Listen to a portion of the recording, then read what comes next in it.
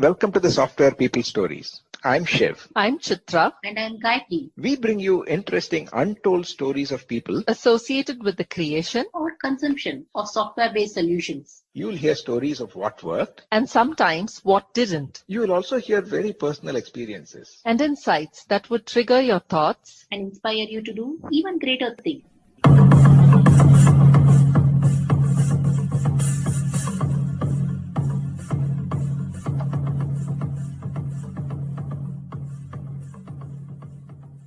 Before we jump into today's conversation, a special thanks to PM Power Consulting for encouraging and supporting this show right from the start.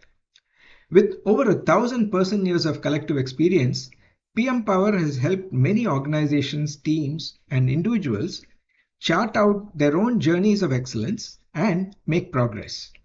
Thank you, PM Power. Now, let's move to today's episode. My guest today is Naresh Choudhary, Senior Vice President, Quality and Productivity at Infosys. Naresh shares his career journey starting from humble beginnings in Mumbai, studying engineering at VJTI, and starting his career at Arvind Mills, and eventually contributing to Infosys for 25 years. The discussion covers his transition from manufacturing to IT, the influence of mentors, various roles he has played at Infosys, and the importance of reframing roles. And Naresh also emphasizes the value of great work, networking, mentorship, and maintaining a work-life balance. He talks about driving innovation and change management effectively within a large organization through transparent communication, planning, and continuous feedback. Finally, Naresh offers personal practices such as journaling, exercising, and separating work from family time to stay grounded and calm. Listen on. Hi Naresh, welcome to the Software People Stories. Thank you, Shiv. Great to see you. Yeah, it's been a long time, and I think I'm sure there's a lot to catch up on and also understand how things have moved. Well, since the time we were more actively connected. Absolutely. Look forward to it. Yeah, before we get into that, we usually start with the origin story of our guests. So if you can briefly talk about your background and then how you got associated with IT and your career trajectory, then we'll take it from there. Sure, Shiv. Always good to go back down the memory lane. Shiv, I studied in VJTI. I did my engineering in VJTI in Mumbai. I was born, brought up in Mumbai in the suburbs. Okay. And naturally, for anybody coming from lower middle class background, right, the aspiration was to sort of see how you can get into a professional course. Engineering happened to be the course that I chose because of mentors, teachers, etc. And VJTI happened to be one of the best institutes that I perhaps could have been to. So that was my grounding in terms of the initial engineering education. From there, I actually worked in manufacturing for 3+ years. Okay. I was with Arvind Mills for 3+ years. And that is where, frankly, a lot of my early learnings came in from a professional standpoint. Okay. I did a brief internship with Khatao Mills in Mumbai. That was during the college times. I mean, there again, a lot of good mentorship that I received. But truly, the professional work ethic, values, a lot of the principles that I bring to work, a lot of them actually got shaped in the early years in Arvind Mills with great mentors, great managers, etc. This was the Y2K time, right? The year 99, 2000. Mm-hmm. So that's when the whole IT thing was sort of happening in India. And one of the trainings that I attended while I was in manufacturing was from somebody from Bangalore. And we were actually doing SAP implementation. I was sort of involved in that. And this person said, maybe somebody like you should try your hand into software and IT and all of that. Oh. And somehow, that stayed with me. And then I took the famed Infosys test, cleared that, and I got into Infosys. Okay. So, and for the past 25 years, great journey with Infosys. So while I got a lot of foundational stuff in Arvind Mills in the first 2-3 years, Infosys really sort of shaped me into what I am today. Early days, it was great because we had access to founders, famed Infosys founders, right? Just listening to them, hearing their stories, and sort of being in the same room sometimes, sort of getting to know how they approach things, the values that they sort of bring to the table, etc. A lot of learnings came from that in the early days, and of course they continue to shape how I sort of work as a professional today, and also on the personal sphere. So that's sort of been the background. And then in Infosys, I've played different roles over the years. Yeah. So first, let me congratulate you on your 25 years. Thank you.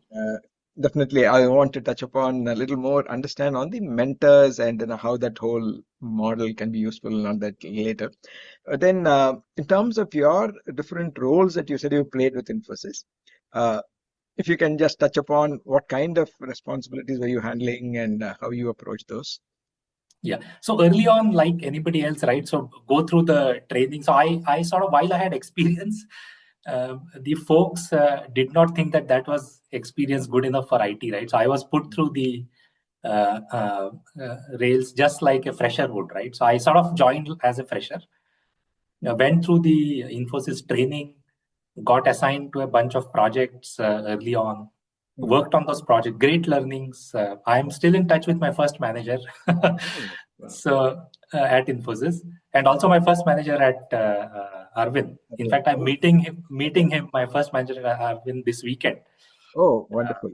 So sort of went through these roles, right? Software engineer. We of course called it something different at that time, but a software engineer, senior software engineer, analyst, senior analyst, tech lead, project manager. So you sort of go through those steps, right? So I went through all of that naturally, and somewhere in between, I sort of found that perhaps I have a knack to try consulting, right? Work with customers, etc. So I did that for a while, working directly with customers. Great learnings, great opportunity to really work in close cahoots with the customers, sales teams, etc. So I did that for a while. Past few years, I have been largely associated with technology. So I started working on tools some years ago, set up the tools program for the company early on. Then we brought in reusability, so sort of tools reuse, that became the charter in a broader way. Recent times, of course, it's been a lot more about automation. So past few years, it's mostly around automation that I have been working with. A lot of knowledge management related activities. Then I set up the open source program for the company a few years ago.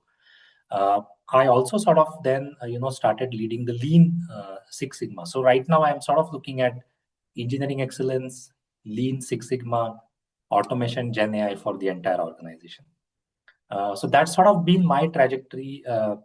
And every role, Shiv, has sort of given something back, right? It sort of left a learning, left some very, very interesting tidbits that I continue to carry. And the way I have looked at from a career standpoint is that every milestone, every role that you play, there is a learning, and that sort of helps shape up how you sort of become as a professional and also as a person. So sort of that's been sort of the journey. Yeah, nice.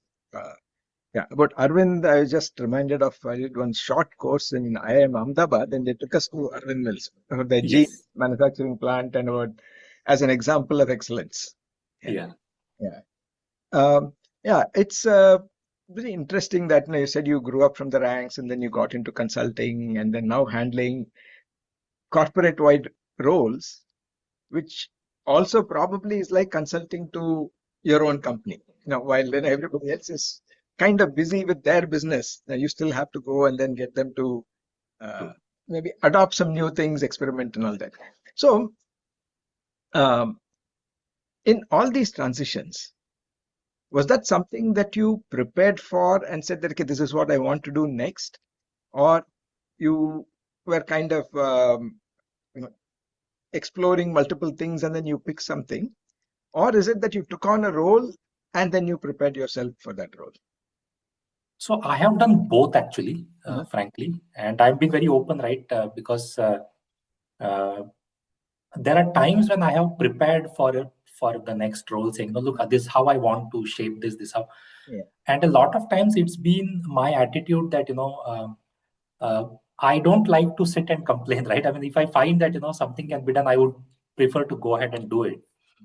And the ecosystem in a company like Infosys is extremely supportive. So, as long as you are within the parameters of the Infosys values and all of that, right, you have a lot of freedom, right? And I think I always tell people that, many a times we perhaps don't use enough of that freedom. So tremendous freedom. So I have always done that, right? So if I find something is perhaps not happening in a completely different sphere, like HR, recruitment, I have volunteered and said, maybe I will help look at the cross-functional process and, streamline and things like that, right? So completely outside of my, right, role. Even within the sphere of my roles, I have said, look, maybe we should combine this, or we should aggregate this, or we should maybe split this into two to bring better efficiencies, right, etc., more focus. So I have done some of that, right? And the good part about a company like Infosys is that early on, right, when people figure out that you have the right intent, learnability is in place, values are sort of fairly matching. I think the whole, like we say, right, it takes a village. The whole village comes around, right? Okay. So many times, right? I mean, completely, quote unquote, not very known people, right? Somebody in HR leadership will call you and say, Naresh, there's a role like this. Okay. Why don't you look at it, right? The manager, very, very senior people, right, who are hiring in some role somewhere else in the company, will call you saying, I think you should take a shot at this, right?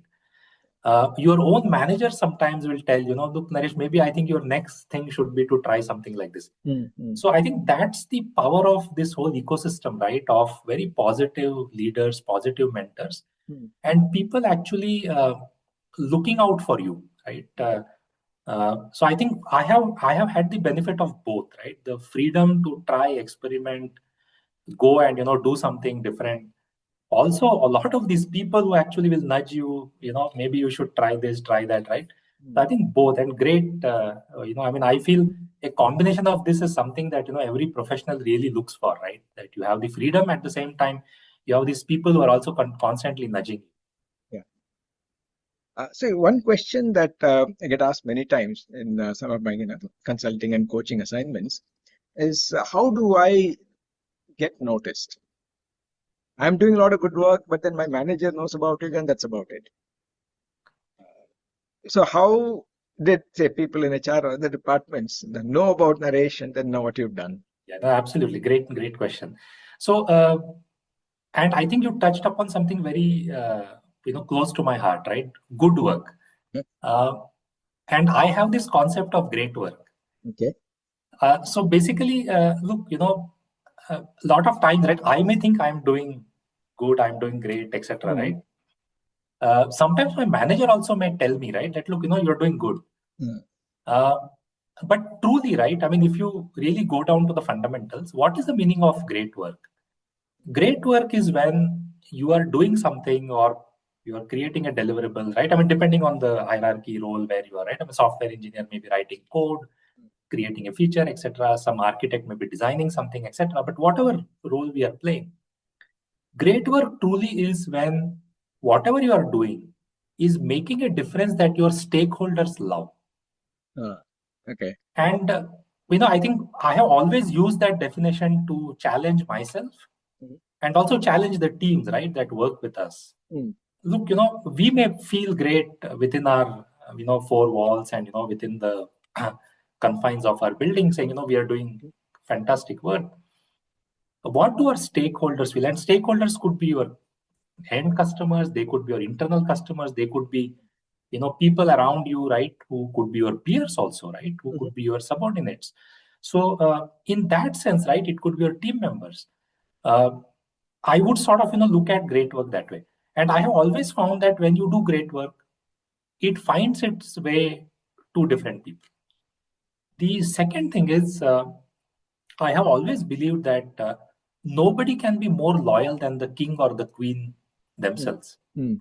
Which means, if I am interested in my career, then my interest in my career, my growth, my development has to be paramount, right?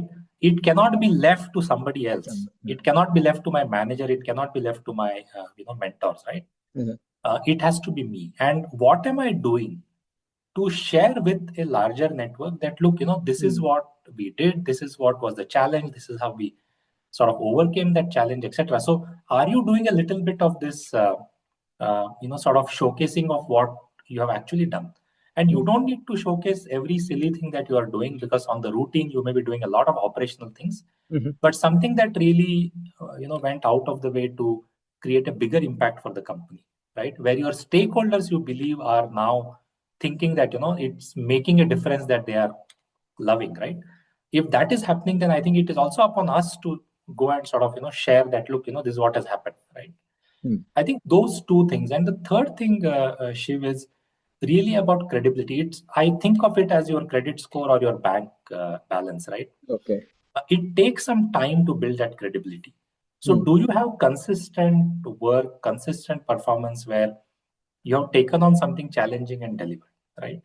And I am not looking at this from the perspective of pure, a narrow view of failure and success. A lot of times we fail because, other things around us may not have come around, right? But are we failing because of our effort, our intent, our understanding of the purpose and vision? Are we failing because, we did not put enough effort, etc., right? So I think there is a distinction, right? If you are failing because, the market did not feel it was ready for that idea sometimes, right? Maybe it was ahead of its time. That's fine, right? I mean, that's still a badge of honor in my view. But if you are failing because we did not put in the right effort, and what I believe is we are always being observed. Okay. Right now, I am alone in this room, correct? But I know that, we are always observed, right? As professionals, we are always observed. And, whether we like it or not, good or bad, people always notice. So it's always important to understand that, one, very clearly, look at the definition of good work, great work. Second, please show if you think you have done something good and it is creating a, difference that your stakeholders love, why not showcase? Third, very clearly, make sure that, you are actually looking at sort of rounding this up, right? With your capabilities, with the team, etc., that you work with. I think those are the points I would say. Yeah. So a couple of other probably related topics or things that come up again as questions, or many people feel that, see, I just want to do my work. I don't want to talk about it. Or extension of that, yeah, I am doing all this fine, but what we may call as either self-doubt or imposter syndrome. Say, well, I'm doing it, but I don't know if this is really the best, or I don't think I have anything to go and share. So how can one overcome those kind of limiting beliefs? Yeah. So two things, right? I mean, and this can happen to the best of people, what you're saying, right? There can be doubt. There can be a feeling that, why should I go and talk about my work, right? And I mean, I go back to the point I made, right? I mean, look, if not you, who will, right? So after you, the person who has the best stake in your growth, development, etc., is your manager. So if it is not the two of you, who else, right? I mean, nobody else has as much stake in your growth as you yourself first, and then your manager, mentor, right? Whoever it is. So, I think that should answer the first part, right? I mean, one of you has to do this, right? If you have a great supportive manager, the manager will pitch for you, right? They'll say, look, so and so person is doing great work, etc. Most managers would do it, right? But in addition, you will also have to educate your manager. You will also have to educate the peer group of your mentor, saying, look, this is what I'm doing. This is how it was challenging, etc., etc. The second part is very important, right? So I have always used mentors to effectively sort of take away doubt. Sometimes the doubt can be about the role itself, right? I mean, is this the right role? Correct? Does it have the right amount of scope to, develop, grow, etc., right? It is always good to speak with somebody who perhaps has a more broader understanding of things, right? A slightly world view of the organization in that sense. Sometimes we may be thinking about the role in a very narrow fashion. Second, the work itself. And I have always believed, Shiv, that look, there will always be a job description for anybody. I mean, even if you take the CEOs of the best companies in the world, right? If you take the CEO of an Infosys or a Accenture, right? Or for that matter, and Microsoft, there is a job description. But how many of them are actually doing work, like a checklist to the job description, right? And if you look at people who grow, people who do well, these are people who reframe their roles. So that's the other thing I have always told everyone around me, right? That I'm mentoring, that look, how are we reframing our roles? There is a job description, but what are we doing beyond the job description to sometimes shape the role differently, because things evolve, sometimes also to expand, right? Because the job description would have been written with a certain thought process and a point in time. How do you expand your role? So I call this reframing your role, the ability to reframe your role.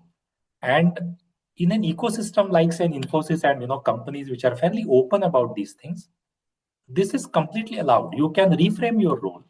You can reimagine what value it can provide. You can say, look, I was supposed to work with these 3 stakeholders, but with the expansion, I think I should work with another 3 stakeholders, right? And there is no stopping you in some sense, right? So second part I would say is reframing your role. How do you reframe your role? I think that plays an important role in.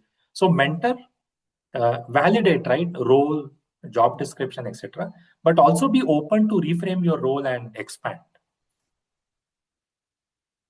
Since you mentioned mentors a couple of times, one is how do you identify that you need a mentor? And once you do that, how do you find a mentor or choose a mentor, assuming you have some options? Great question. I mean, if you think of it, right? I mean, Sachin Tendulkar had a coach, right? You can't dispute the talent and the capability and the passion and everything. I mean, you can't raise a doubt on any of these things, right? That are required to make a great professional.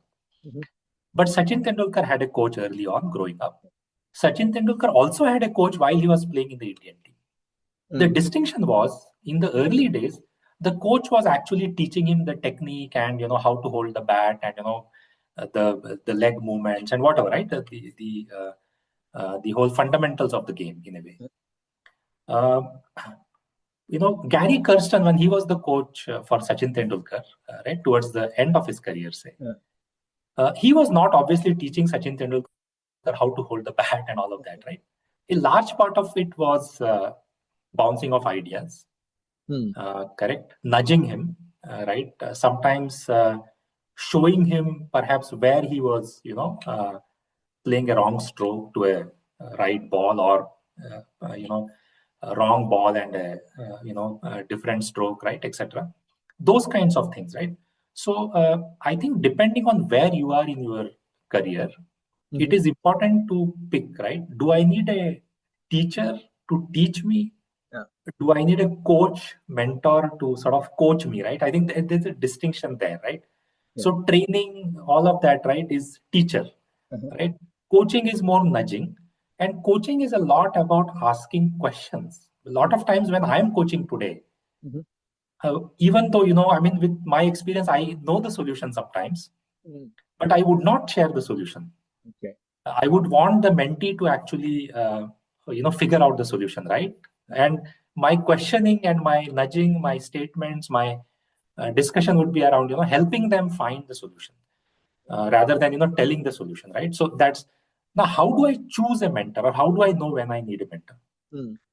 Frankly, my view, right? Everybody needs one. The nature of what you need varies, right? As time goes by, as you grow in your career, everybody needs. Now, do you need somebody on a day-to-day basis? Do you need somebody, once in a while to bounce off ideas, right? I think that's the distinction that we should draw. The second part is, whom should I choose? So there are 2 schools of thought I have, right? And depending on the personality and the characters of a person, individual, right, that we look at, one or the other may work for you. So first and foremost is, do you need something which is very close to the day-to-day work that you are doing, right? You need help with that. Mm-hmm. Then very likely your mentors are people who are sitting perhaps within your own organization. Okay. This could be a senior whom you trust. This could be somebody who has done the role that you are doing fairly successfully in the past. Mm-hmm. They could be good candidates to sort of look at. And in that, right, maybe somebody whom you are more comfortable discussing, talking, right? You feel they will also be willing to spend time and share openly, authentically. I think those are the kind of people. Okay. The other is you need broader spectrum, more sort of abstract level. Sometimes you are trying to take a larger decision. Sometimes you are actually trying to see how you shape, say, the next 3 years or 5 years of my career, right? If you are a mid-career professional, then you perhaps need somebody who is looking at it from the outside in. Right now, this could be somebody senior within the company, but this could also be somebody outside the company, outside the organization, Okay. right? Who has perhaps seen leadership roles in the portfolios that you are working on, right? It could be somebody who perhaps is already coaching, mentoring others, right, to sort of go through the same process. But more importantly, again, the thing is that you need to choose somebody whom you trust, and more importantly, who doesn't have a stake, right, in some direct sense, right? Because if they have an interest themselves, very likely, right, I mean, their advice and their suggestions could be sometimes biased here or there. So pick up somebody who is maybe independent, right? They are not really biased based on what is happening in your department or what is happening in portfolio. So I think that's sort of how I would think of it, Shiv. Wonderful. And another kind of subtext that I got from this is you need to network. Absolutely. Right? Which again means that you need to be able to go out, meet, talk, whichever way, whether in person or nowadays online, etc. Exactly. Now, to do that, how do you make time? Yeah. So time, so I have a little controversial view of this, right? Okay. In fact, yesterday I was talking to somebody in the team, right? And the whole time question came up. And I always find that, it is sometimes capability that we hide under the excuse of time. Yeah. So I'm actually about to publish my book. Wow. This is on enterprise this? DevSecOps, etc., right? Okay. So I just got the forward okayed by Nandan, right? So the whole publishing thing is going on. Nice. So very soon we should have that out. Now I found the time to write a book. I frequently go and speak in forums. Internally, right, I do a lot of talking, etc. Like you said, a lot of it is about influencing, right? So how do you influence? And all of this is happening outside. I actually am completing my master's in cybersecurity. Oh. Weekend course. So Saturday, Sunday, I had to go to college like a school kid, right? Okay. So I did all that, right? So my point is, I think it's one capability, it's intent, and is it important for you? If it is important for us, we figure out a way of finding time, right? But at the same time, I know there are a lot of our people, professionals, right, who struggle because of not knowing how to handle certain things, right? And first and foremost is, how do I prioritize?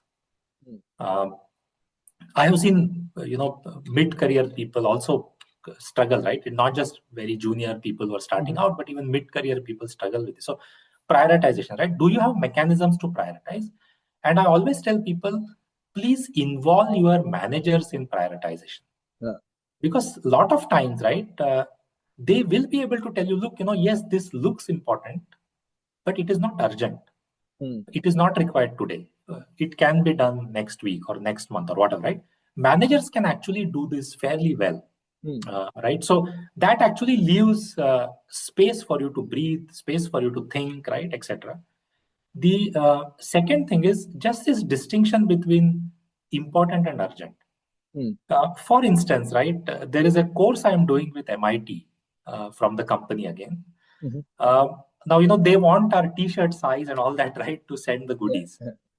Now, this was obviously told to us 2 weeks ago. Now, some of us will be responding to that survey only today, because today will be the last. Now, today it is urgent. 2 weeks ago, it was not urgent. right? So this distinction between what is important, what is urgent, right? And sometimes maybe it just helps to write down. Maybe create a 2x2 write matrix or write things down. Third thing which I do is, I still, I have moved from the diary to more digital now, but a list of things. One, it allows you to not forget, right? Because given that we are in so many transactions, there is a tendency to forget sometimes, right? Maybe this was important, but maybe it's not visible to me somewhere. Yeah. So tendency to sort of maybe write things down, whatever suits your diary or a to-do list or whatever, right? I mean, on Outlook, digital, wherever you feel comfortable. And the last thing is, how do you transition? Because, for example, in my case, right, I sometimes have 18 transactions in a day. Okay. Customer meeting, something internal, partner discussion, reviewing some contract for something, right, etc. Now, these are interviewing somebody. These are different things. Right. Each of them need a different, mind space when you get into that discussion. When I'm doing a contract customer thing, needs a different mindset, right? How you approach it, how you get into it. When I'm doing something which is regulatory, legal, etc., you need to look at it very differently. When I'm interviewing somebody, you need to. So the ability to sort of transition without a lot of time in between as a transition loss, right? Everybody takes some time to transition from one transaction to the other. Can you train yourself to do this quickly? And there are simple techniques to sort of free up the clutter in your mind, right? So before I started this thing, Shiv, I took a minute. In fact, I joined the call 3 or 4 minutes before.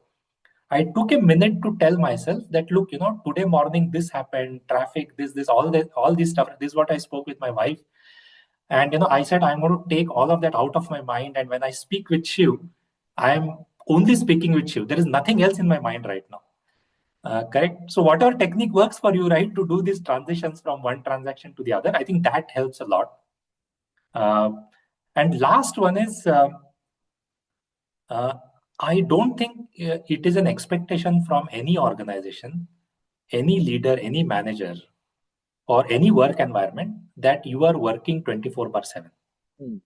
There is no such expectation from any of us, right?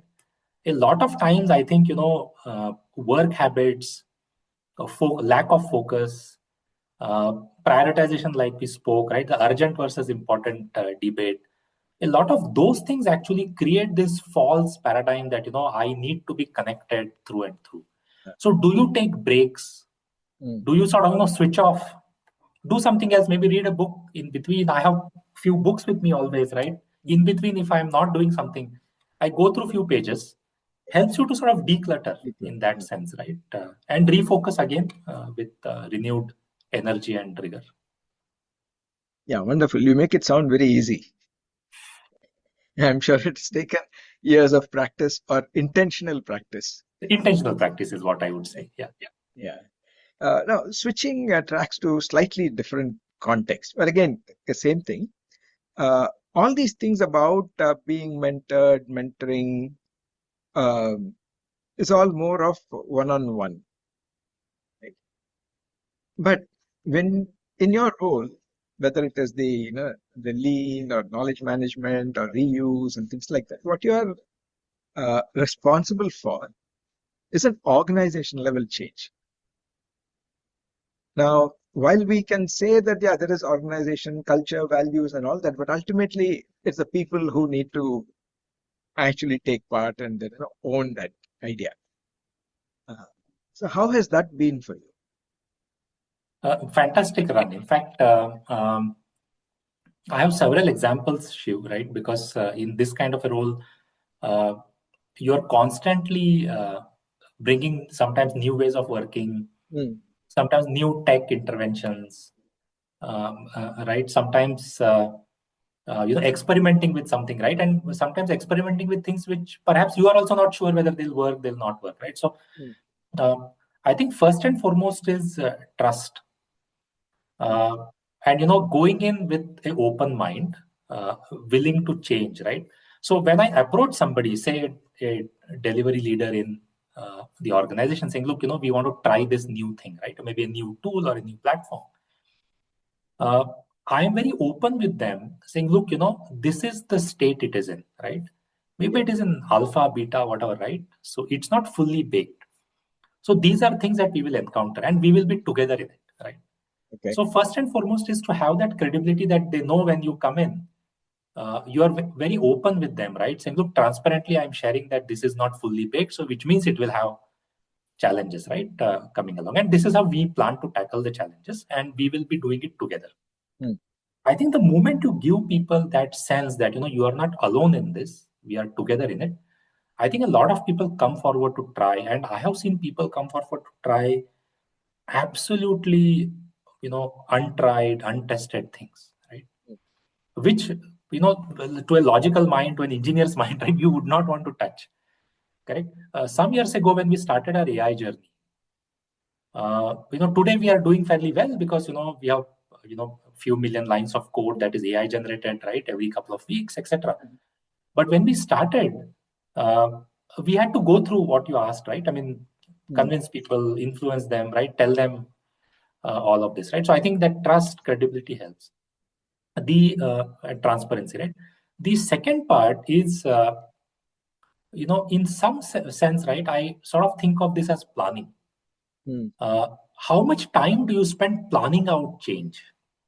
And when I say planning out change, one is, the plan, right? Do you write things down? Do you look at critical milestones? Do you look at choke points? Do you look at places where there is a sense of, decision point, right? Where you may go left or right. What are such points? What is the desired outcome at that point? Right? What is acceptable to you? What is not acceptable? Also, when do you stop? If I'm not convinced at a certain point, I know that there's a decision point. I would stop if something doesn't go in a certain way, right? So having that plan becomes very, very important. And more importantly, right, having this transparently shared with everybody. So, look, this is how we are thinking about it, right? The third thing I have always believed is, while we are in the business of automation and tooling and platforms and all of that, right? I have always felt we have to lead with the process, the ways of working, the methodology, right? Whatever nomenclature we use. We cannot shove down a platform or a tool without looking at or reimagining the underlying process. And that has always helped, because when you actually look at the process threadbare, you notice things that you perhaps should not automate. Leave it with the humans, right? You may also discover new things you perhaps should be automating, right? So, and a combination of the two.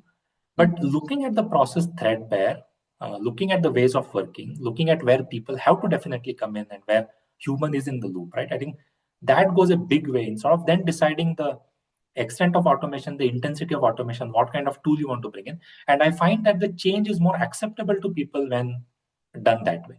Sometimes it may take a little longer, just a little longer. You may spend few days, trying to go through the business process, etc. But I think that really helps in my view. Fourth thing, Shiv, is sponsorship. People look up to what their leaders are saying and sometimes not saying. Right?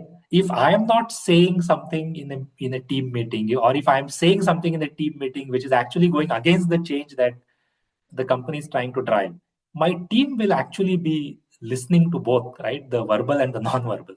And I think making sure that your sponsors, right, whoever they are, maybe sometimes the CEO, sometimes the CEO, right, sometimes your chief of delivery, what are they speaking, right? Are they speaking the same language of the change we want to affect, the things that we want to, drive differently? So sponsorship becomes very critical. Then last one I would say is the milestone reviews. And being very, methodical about it, and also be critical about certain things, right? If something is working, great, expand, scale. Something is not working, go back to the drawing board. And I think that feedback loop has to be continuous. So typically what I have done is always looked at things from a micro change perspective. That while this is a big change, I want, 2 million to a million lines of code every 2 weeks. But I have to start with maybe 100 lines of code every week, right? And then scale it. Yeah. So micro change. I think that's the way I would look at it. So these are, let's say, associated with say rolling out initiatives or trying to get that buy-in in a way, right? But ultimately, particularly with tools, I'm talking about some of the experiences that I've had, is that almost everybody has certain preference for tools. And say, yeah, all that is fine, but it won't do this bit, right? And the second aspect related to this knowledge management space is about me sharing my experience, saying this worked, this didn't work, and how do I do that? But then while in the first part about using a tool, I might ultimately grudgingly use or say that, yeah, it is giving me some saving. It is, I like this wow thing and I'll do this. But that is still for me. But when it comes to sharing, it is for the others where I don't get any immediate gratification or any rewards. So how do you handle that? Yeah, no, great question, Shiv, again. So the tools, absolutely right. I mean, tools or techniques, right, practices, etc. I think you are absolutely right. And see, we are dealing with engineers, right? Engineers have their own mind, right? Everybody has their opinions, right, etc. What has worked, frankly, is very openly putting out the evaluation results and documentation around all that, right? So look, this is what we found, right? And by the way, 10 of us did this study, right? This is what we found. And what we typically do is encourage others to come in and jump in, right? Saying, look, I have experience.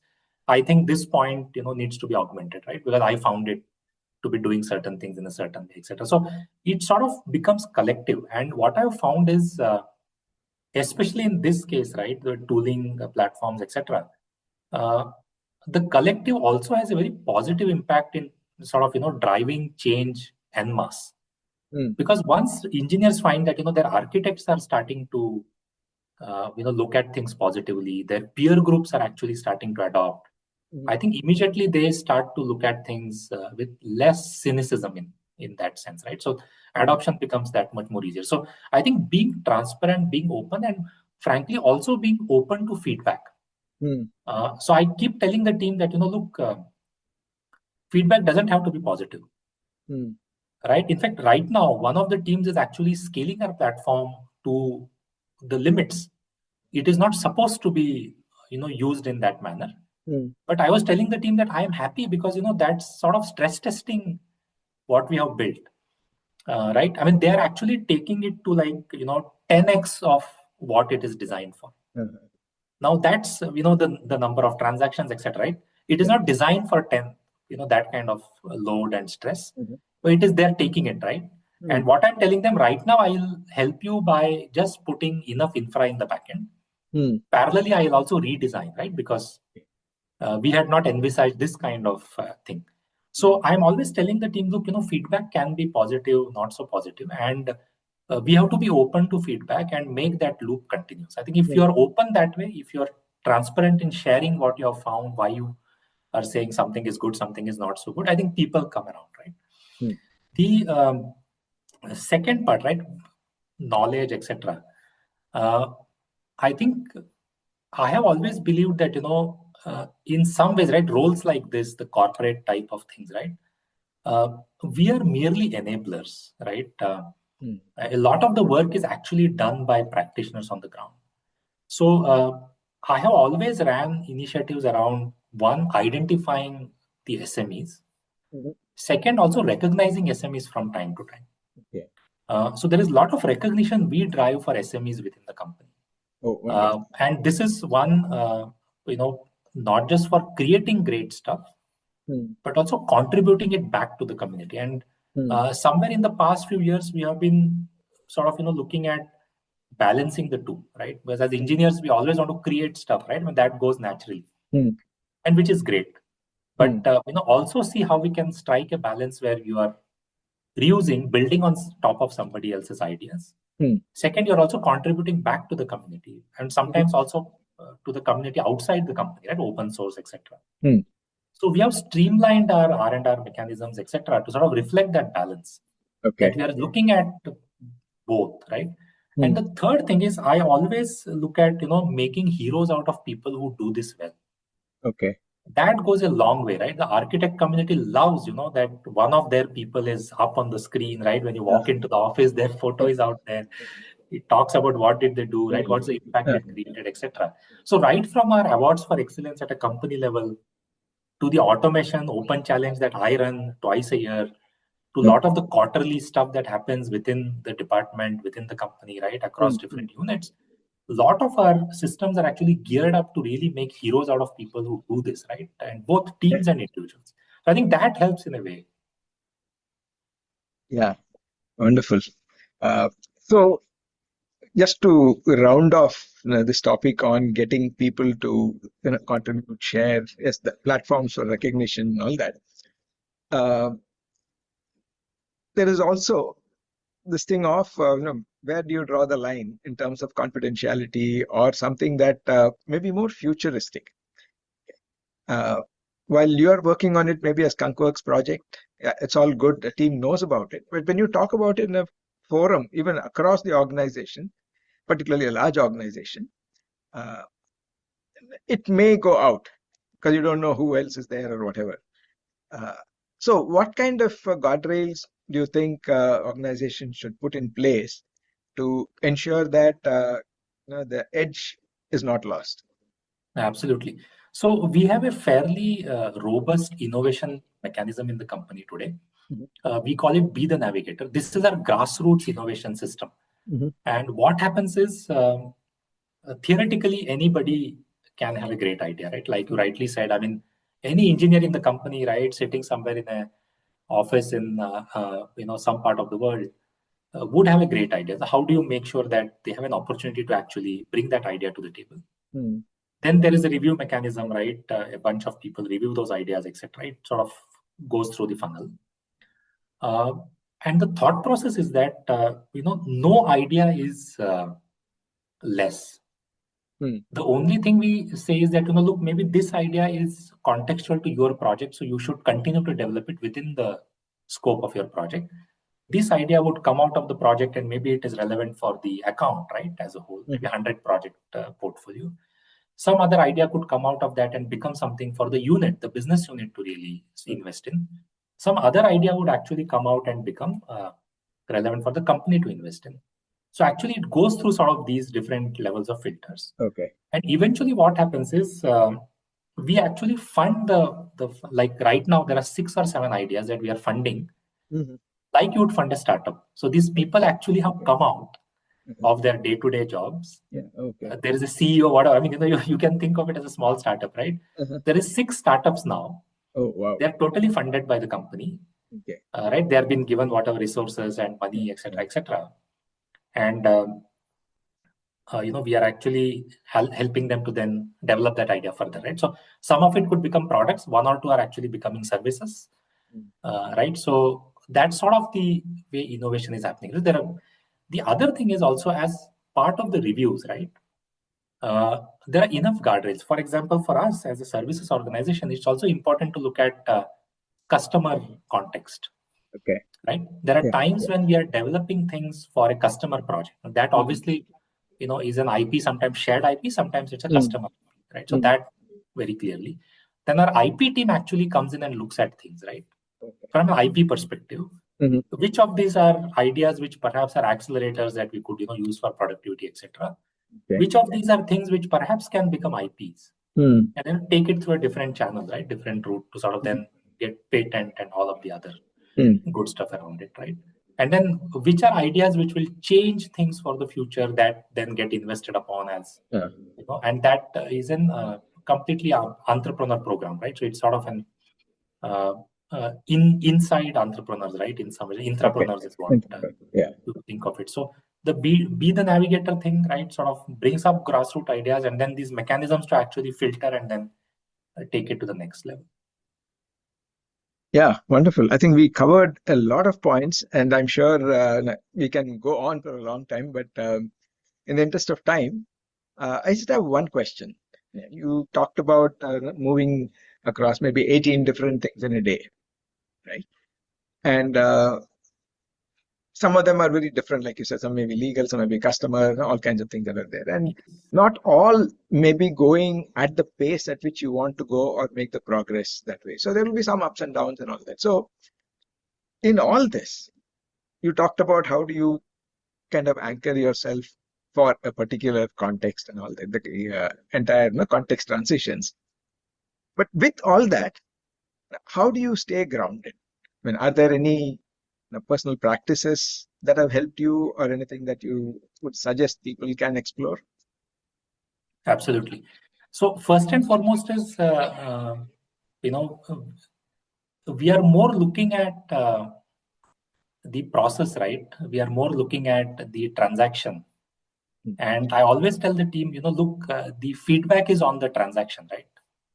The feedback is never on a person, right? I mean, unless, there's a very extreme case, right? But usually there isn't, right? When people have come through the ranks and they have grown, right? They're consummate professionals, right? You expect them to, sort of be that way anyway. So typically today, for example, I don't find, like very extreme cases, right? Where something is not moving at all, right? I mean, those kinds of things don't happen. But wherever some things are not moving at the right pace, I am always very clear that, we have to be honest in our feedback on transactions, processes, etc., right? And also make sure that the team understands early on that, look, the feedback is on the transaction, feedback is on the process, feedback is on the tool or whatever, right? It is not so much on the person, right? So I think that is important. Second thing is, I am also very clear that at times, our team may not have all the solutions and we may have to step into, maybe sometimes nudge, guide, sometimes just tell them, maybe go talk to somebody, right? Correct. So are you guiding them sometimes with, unblocking some things, right? Or removing some hurdles, etc. That way. So they also understand that, you are part of the team, right? It's not that it's you and them, right? It's, it's together, right? That way. Third thing is recalibrate. We may have had some assumptions when we started. Too down, right? Maybe some of those assumptions don't hold good anymore. Something has changed on the customer side. Something is changing in the market, right? Something is changing on the partner side. Something is changing on the technology side itself, right? So are you willing to recalibrate, pivot quickly, right? Either ways. So I think that is another thing that I constantly look at, right? Doing. And more importantly, I sort of break these things into like 3-4 sections, Shiv. And I don't know how good or bad that works, but for me, it has been working well. So I spend the first few minutes just listening. And I sort of tell myself that I am not judging anything, right? Consciously. I have learned to do this over some time now. There is no judging. I'm just listening. I'm all ears, right? It doesn't matter what somebody's saying, how they are saying, right? Language. I mean, I'm filtering all that noise out, right? It just listen to what is going on. The next thing is then I ask questions to clarify. Sometimes, I may not have understood the right way, etc. So that helps me to get a fairly good picture of what is happening, right? After that, the third phase is where I actually, in some ways, sometimes paraphrase, sometimes, comprehend the way I have understood things, right? Back to the team saying, look, this is what I am getting, right? Then I ask them to sort of, maybe sometimes I may have not still got it right, etc. They can comment, right? They can. And then finally, I tell them, look, this is what I feel we should do, right? Sometimes maybe change the course, etc. So I feel doing it in a structured way helps, right? So I don't jump without listening, for example, right? I mean, I may not have got the full picture and I may just be jumping. And because I am the guy with the gray hair in that room, right? They may be wanting to listen sometimes, or at least pretend to listen, whereas I may be completely wrong. So I think doing it in this structured way helps me a lot, right? And I frankly learned this, sort of with some amount of practice over the years. So what I actually had in mind was a slightly maybe the other perspective on this, which is, when something goes as per our plan, we're definitely happy. That's a positive reinforcement. But sometimes, when things either move slow, not because of us or not because of the team or anything like it, just it takes time. That sense of urgency may make us feel a little, let's say, frustrated. Or of course, on the road, you can always get angry, with others driving or Traffic. what else and all that, right? Yeah. So with all that, just to stay grounded, that's what I was trying to understand as an individual. When you're juggling with so many responsibilities, each one has a different demand. Say you just come out from one meeting and then yes, you switch the context, but still, end of the day, when you reflect on, sometimes it could be beyond the work uh, zone also. So how do you stay calm, cheerful? I mean, that's the Oh, yeah. yeah. So I started doing journaling. I mean, one of the mentors I had, like maybe almost a decade now. Uh-huh. So I've been doing journaling, right? So I Oh, sort of go back, reflect, and frankly, it doesn't take time, right? It just a few minutes in a day, and we can always find few minutes in a day, mm, right? End of the day or whatever, right? You sort of get that time. So I sort of typically journal, and okay. you're right. I mean, do I react or respond to everything always positively? Sometimes no, right? And sometimes, maybe I think I was positive, but the team may think, maybe I was too pushy at times, right? Maybe I was too aggressive at times, etc. So that can happen. So the other thing I also do, Shiv, is one is journaling. The second thing is uh, I meet the team fairly regularly. Okay. And while sometimes we have, agenda, etc., right, work related stuff, Mm, I keep some time out to just reflect on how we are doing. And 360, right, there is a formal feedback thing, etc. But outside of that also, I always ask them, right, tell me about this, right, tell me about that. mm, The good part is, right, because I'm working with fairly accomplished professionals in the team, mm, I would say 90% of the cases, right, I have found that they're very open. okay. In fact, a couple of years ago, one of them came and told me that, look, when you're talking to in some review, that person felt very offended that, you were more aggressive, etc. And there's a new person who has joined our team. And this person's point was that it's a new person. Mm, They do not yet know the style and, the culture and how we are open about, feedback, etc. So you will have to make sure that you give time, right? And I felt that was very good of that person to come and tell me, because I frankly never thought about it mm, that way, right? yeah, So I think having these kind of people around you is very important. The other thing I have consciously done is made sure that there are people around me who can challenge me. mm, Uh, I consciously look for people who are complimenting me at the same time. They have the freedom to challenge me. So, for example, Karthik in my team can always challenge me. mm, He can say, Naresh, no, I don't agree with what you're saying, right? Maybe we should do it this way. I think that helps you stay grounded. And the other thing, Shiv, is I tend to close, like we used to close the shop, right, back in the day, right? I tend to close, right? So I close the day, saying, whatever time, right? I'm closing the work, right? I shut down the laptop, close the work, right? Then it is time with your family, maybe even if it is half hour, 1 hour, 30 minutes, 20 minutes, whatever, right? I think that helps a lot. Second, I exercise, so I do my yoga, etc., early morning. And that's a routine. I mean, unless I'm on the plane or something, right? I don't miss it. I do something, right? Whatever you can do wonderful. to the best of your this thing. Then I hit, with some weights and all that. Right? So that I do it 2 times a day. Okay. I think that's a great time. It is time for myself, right? Yes. It is a great time. I find that has helped me tremendously. Like you said, right? Stay calm, stay grounded Mm, that way. And the other thing is, I do not talk work with my family. okay. They will understand what I do, etc. But we never talk work, Mm, right? We talk other things, right? So I think that's something that we consciously avoid. That don't have to. So do you carry work into everything, right? no. Lunch, dinner, everything is work, right? I mean, it doesn't have to be, right? So that's the other thing that sort of helps me. Yeah. Wonderful, Naresh. On that note, thanks a lot for coming on the podcast and sharing your perspectives, your experience, and how things have happened. Uh, Thanks once again. Thank you so much, Shiv. I enjoyed the conversation and great talking to you again.